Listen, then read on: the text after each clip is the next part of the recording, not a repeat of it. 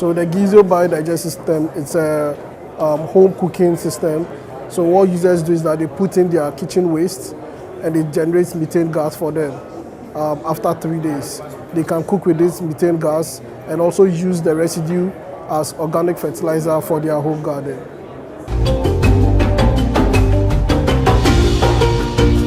Gizio is solving sanitation problems. In Accra, a lot of people don't know how to dispose their organic waste. So you realize that there's a lot of waste gathering stench in front of people's houses or filling up their gutters.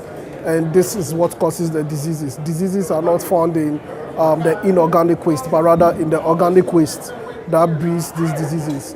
And so basically what Gizio is trying to do is to use this organic waste as a resource to provide clean cooking fuel. So users also are able to use the organic waste as the resource to feed the biodigester to produce cooking gas for them. So one, it's sanitation, and two, it's clean energy.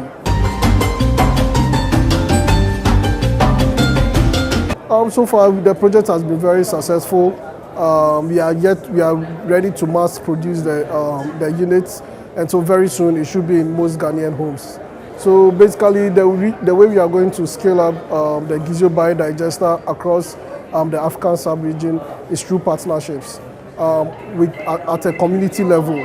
So we are engaging the communities to use Gizio as a waste disposal method and also as a source of cooking fuel for their communities. So we are appealing to investors and other private sector stakeholders who are interested in the climate to help us to fund this project and scale up the Gizio biodigester system across the whole of Africa.